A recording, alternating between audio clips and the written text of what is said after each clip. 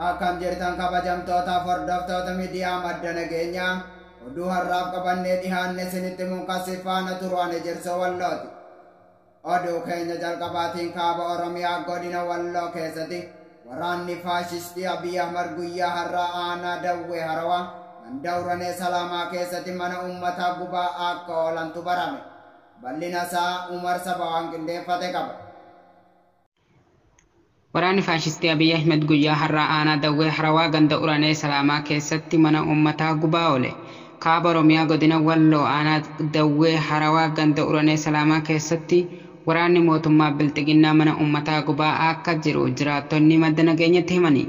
Gootilee hanga ammaa manni irraa gubatan keessaa sanqallee fi haroorentii akka ta'es odeeffannee jira. Waraanni mootummaa faashistii Abiy Ahmed uummata hidhaa ajjeesaa osoo jiru amma gara qabeenya barbadeessutti darbee akka malee qabeenya uummataa irratti xiyyeeffatee mana gubuu fi qabeenya saamuu irratti argama jedha odeessi arganne. Waraanni kun gootilee kaanittis darbaa jira. Yeroo ammaa kana manni gubatee irra hedduun mana qorqorroo akka ta'e maddi oduu keenyaa kun itti dabaluun ibsee jira. Godinuma kana keessatti waraanni murna bilxiginnaa Abiy Ahmediin durfamu ilmaan Oromoo Walloo kaan yoo hidhu kaanis mana irraa gubaa akka jirus odeeffannee jira.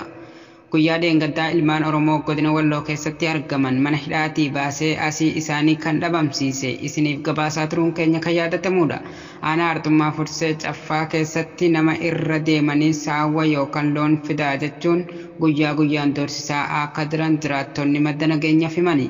Aanaa Artummaa Fursee Intalee bakka jedhamtutti namoonni hedduun waraana faashistii Abiy Ahmed kanaan rashanamuun kan yaadatamudha. Namoota waraana mootummaa shiftaa kanaatiin rashanaman keessaa muraasni kan maqaan nu gahe isaan armaan gadii kana. Yasuf Muhee Ganda Dawwee irraa, Aliyyi Ahmad Barbaree, Ahmad Sheefaris, Kamaal Yasuf, Abduu Indiris, Hussein Indiris, Xohaa Muhammad Xohaa namoota jedhamanidha.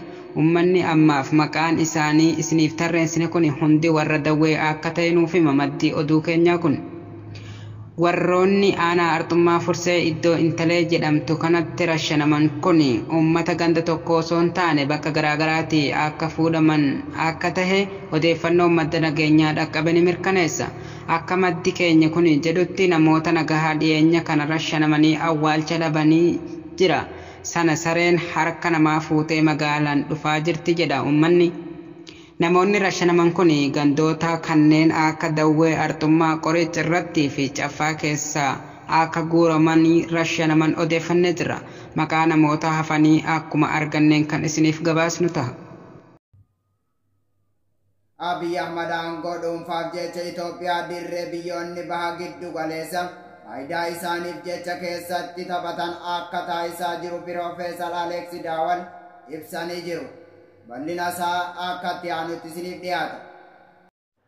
Abiy Ahmad aangoo dhuunfaaf jecha Itoophiyaa dirree biyyoonni baha giddu galeessa faayidaa isaaniif jecha keessatti taphatan akka taasisaa jiru Piroofeesar Aleeksi Daawal ibsan. Waraana Itoophiyaa keessatti deemaa jiruu fi dirooniiwwan waraana ilaalchisee biyyoonni fi xiinxaltoonni siyaasa gaanfa Afrikaa yaadaa fi xiinxala isaanii kennaa jiru. Hayyoota kanneen keessaa tokko kan tahanii fi dhimmoota Itoophiyaa xiinxaluun kan beekaman Piroofeesar Aleeksi Daawal tibba kana xiinxala bal'aa maxxansanii jiru. Abiy Ahmad aangoo dhuunfaa isaa tikfachuuf jecha Itoophiyaa ji'opolitikaa baha giddu galeessa keessa kaapper kunis dararaa fi dhumaatii lammiilee biyyattii dheeressuu malee biyyattii gara nagaa fi tasgabbii waraanaatti ceesisuu hin danda'u jedhu xiinxala isaa kanaan. Itti fufuudhaanis waraana Itoophiyaa keessatti deemaa jiru haala hin eegamneen jijjiiramuu danda'eera kan jedhan hayyuun kun Abiy Ahmadis yoo xiqqaate ammaaf bayyanachuu danda'eera. Kanaaf ammoo qorni biyyoota diroonii waraana isaaf dhiyeessaa turan kan gamtaa Imireet Arab, Turkii fi Iraan ol aanaa ture jedha. Waraanni faashistii Abiy Ahmad guyyama guyyaan uummata nagaa ajjeesaa jiraachuunis dhaga'ame. Bal'ina isaa saabboontu Wallootu qaba. Waraanni mootummaa Abiy Ahmad guyyuma guyyaan uummata nagaa ajjeesuun itti fufee jira.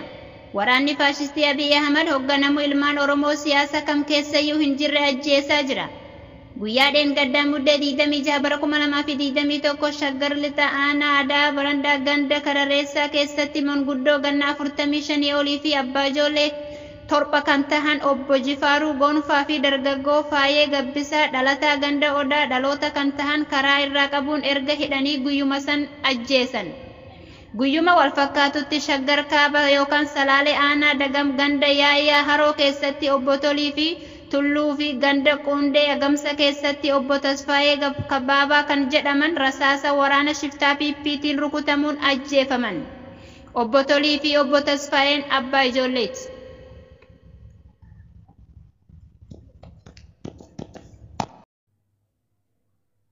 Abaa'oon qabeenya uummataa wareegama lubbuu qaqqaalii ilmaan Oromoon ijaarameedha. Bal'ina isaa dabalataan akkatti aanutti isiniif dhiyaata. Abaa'oon qabeenya uummata wareegama lubbuu qaqqaalii ilmaan Oromoon ijaarameedha. Abbummaan qabeenya abaa'oo uummata ergaa ta'ee dirqamaa fi mirga moora qabsoo bilisummaa Oromoo gaafatu waliin qoodatu. Oromoon irbuu walqixa kaayyoo akeekame galiin gahuuf gaafatama bu'uura waliin qabna. Qabeenya waloo keenya diinota kaayyoo qabsoo bilisummaa Oromoo irratti ittifachuuf dirqama lammummaati abaa'oon kaayyoodha.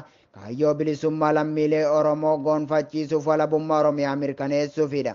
Galii bilisummaa fi kallattii mootummaa ce'umsa biyyaalessa naannoo Oromiyaa adda bilisummaa Oromoon labsame sadarkaa caasaa moora qabsoo bilisummaa Oromoo hundattuu qooda keessaa qaba. Hooggantoota godinaalee waliin ta'uun sirna lammiilee Oromiyaaf gitu mirkaneessuun saffisaan goolabamuu qaba. Mootummaa ce'umsa biyyaalessa naannoo Oromiyaa furmaata fi tooftaa qabsoo biyya abbaa keenya Oromiyaa kufaatii diinaa irraa tikfachuudha. Oromiyaa walaboomsuu birmadummaa fi bilisummaa uummata Oromoo mirkaneessuu fi karoorri abaa'oon nu akeeke irree tokkummaan hirmaannaa sabummaa gumaachuun sirna nuuf malu ijaaruun murteessaadha. Egaa kabajamtootaaf hordoftoota miidiyaa madda nageenyaa oduu har'aaf qabannee dhihaanne kana gammaa daawwattaniidha. Qophiilee madda nageenyaaf waliin turtii gaarii.